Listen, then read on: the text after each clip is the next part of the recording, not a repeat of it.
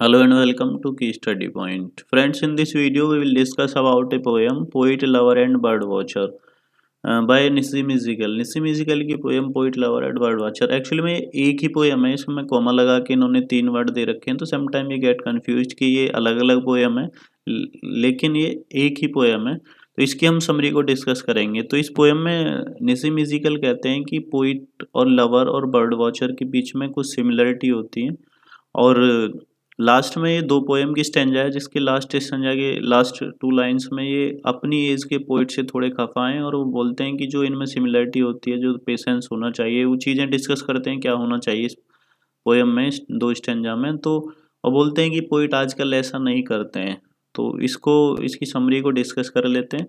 Poet lover and bird watcher.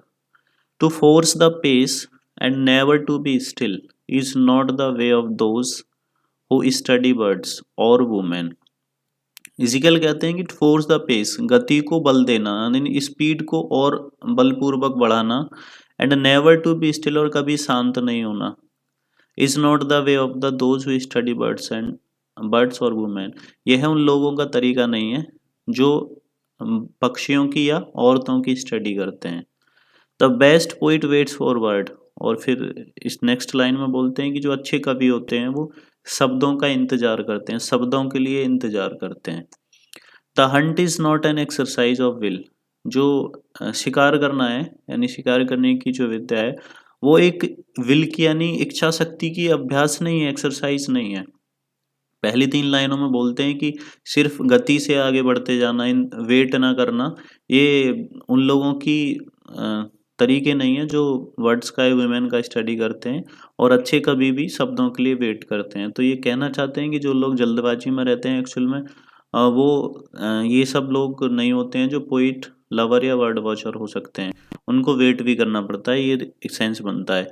The Hunt is not an exercise of will, जो शिकार करने की जो विद्या है वो एक इच्छा शक्ति की एक्सरसाइज नहीं है, but patient love relaxing on a hill, वो क्या है, वो है धैर्य पूर्वक, धैर्य की, प्रेम की, एक हिल पर यानी पहाड़ी पर धैर्य पूर्वक प्रेम से आराम करने की एक एक्सरसाइज है। To note the movement of a timid wing, और एक टिमिड विंग से मतलब एक ऐसी कमजोर पक्षी या विंग की इन मूवमेंट की इंतजार करना जहां वो अपने टारगेट को हिट कर सकें। तो यहाँ ये कहना चाहते हैं कि पोइट हो, बर्ड वॉचर हो या लवर हो, उसको मतलब थोड़ा पेशेंस रखना चाहिए, लव भी रखना चाहिए, थोड़ा रिलैक्स होना चाहिए और उस वक्त का इंतजार करना चाहिए जब वो अपने टारगेट को हिट कर सकें। आगे बोलते हैं, until the one who knows that she is loved, जब तक कि वह व्यक्ति नहीं जानता है कि शी इज लव्ड, कि वह प्रेम करती है। अब यहाँ ये लवर के लिए बोलते हैं। No longer waits but risk surrendering, in this the poet finds his moral approve.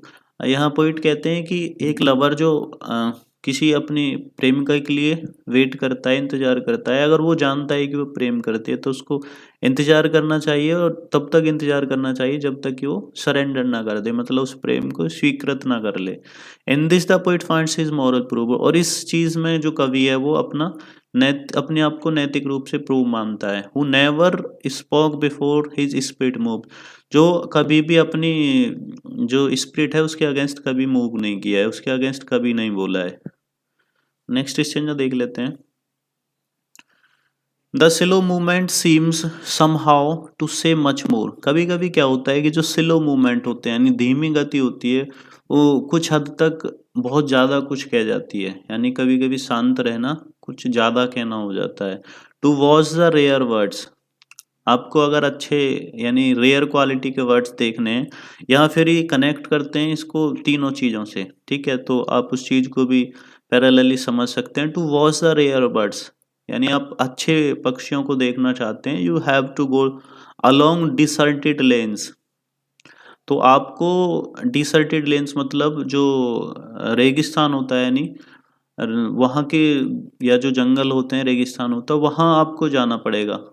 And where the rivers flow, जहाँ नदियाँ बहती हैं। In silence near the source, source के आसपास, सोर्स के पास में चुपचाप, साइलेंटली, और बाय ए शोर remote and thorny like the hearts dark floor, और किसी शोर तक यानी तट तक, उस तट तक जाना पड़ेगा जो काफी दूर है, थॉर्न यानी कांटेदार है, और दिल के अंधेरे की तरह, डार्क दिल में जैसे अंधेरा कभी कभी फील करता है लवर अपनी प्रेमिका के लिए, तो बोलते हैं उस दिल के अंधेरे के द्वार तक, तल तक जाना पड़ेगा।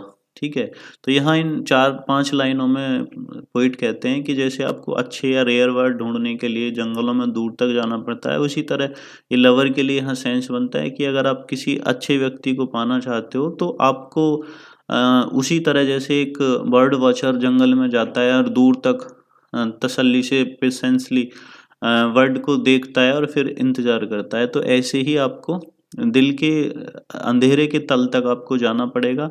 और इन सब चीज, थॉर्नी से मतलब कांटेदार है, यानी आपको समस्याओं से और जूझना भी पड़ेगा। And there the women slowly turn around, और फिर एक ऐसा वक्त आता है कि जो वुमेन होती है यानी लवर जिसके लिए लालायित रहता है, वो वापिस मुड़ती है। यानी वापिस मुड़ने से मतलब है कि वो उसकी तरफ उसका झुकाव हो जाता है।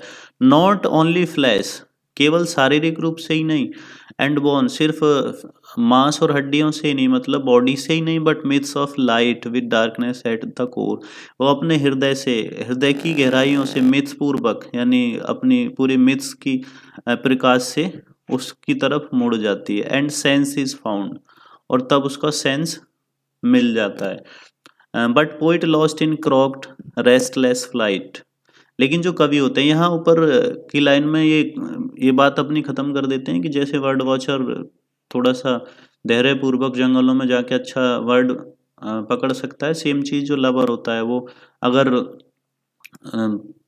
मतलब पेशेंसली और दिल की गहराइयों तक बोलें कि dark floor, hearts dark floor, जो दिल का, यहाँ एक मेटाफर यूज किया गया है, परेशानियां जो होती हैं उनको झेलते हुए शांति से अगर किसी लवर के लिए या किसी अपनी बिलव्ड के लिए वेट करता है, तो कभी ना कभी वो टर्न अराउंड होती है, यानी उसकी तरफ आ जाती है, और फिर वो हड्डियां और फ्लैश, यानी इसमें बोला है फ्लैश और बोन के साथ, यानी सिर्फ शरीर से ही नहीं, वो मन से भी, अंतर मन से भी उसके साथ कनेक्ट हो जाती है। तो ये क्वालिटी इसमें पोयम में निजी म्यूजिकल ने शेयर की है कि जो वर्ड वॉचर होते हैं, लवर होते हैं, या जो पोइट होते हैं, तीनों में एक क्वालिटी होनी चाहिए, यानी पेशेंस होना चाहिए, धैर्य होना चाहिए, और कई बार हमको स्लो मूव करना भी फायदेमंद होता है। लास्ट लाइनों में बोलते हैं but poets lost in crooked restless flight, लेकिन जो कवि हैं वो टेढ़ी मेढ़ी यानी फालतू की बेईमानी वाली चीज़ों में, जो रेस्टलेस फ्लाइट है उनमें खो गए हैं।